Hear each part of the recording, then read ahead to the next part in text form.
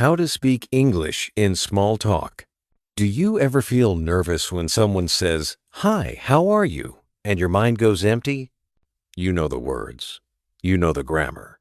But in that moment, everything feels heavy and silence takes over. Let me tell you something important. You are not alone. Every English learner faces this fear in small talk.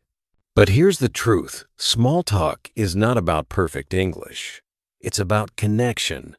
And today I'll show you how to start speaking with courage, even if your words are simple. Imagine this. Tomorrow you meet someone new. They smile and say, "Nice to meet you." What will you say? Will you freeze? Or will you take a small step forward and answer with a smile? The difference is not knowledge, it's practice. And you are going to practice with me right now. Small talk is about easy words.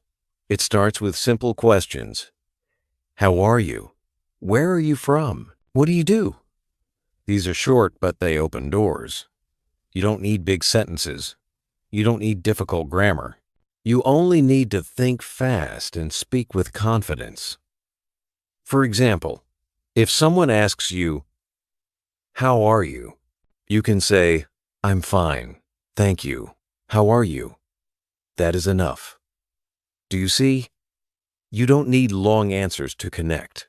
You just need to show you are open to talk. Now let's make it real. Picture yourself at a bus stop. A person next to you says, "The weather is nice today." What will you say? Don't stay silent. Say something like, "Yes, it's very sunny," or "Yes, I like this weather." That's it. You just joined small talk. You didn't give a long speech. You gave a simple answer, but you showed confidence. And when you do this again and again, your English starts to flow naturally. Here's a secret. Don't translate in your head. If you hear, "How's your day?" don't try to build a perfect sentence from your language. Just feel the English and give a short reply like, "It's good," or "It's busy but good." That is real conversation. That is small talk.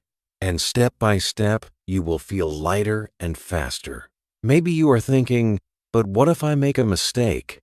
Let me tell you, mistakes are your power. When you make a mistake, you learn faster. People don't laugh at you. People respect your courage. Think about it. Have you ever admired someone who spoke your language, even with mistakes? Of course you have. That is how people will see you.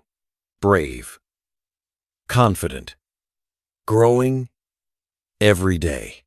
So here is your practice today.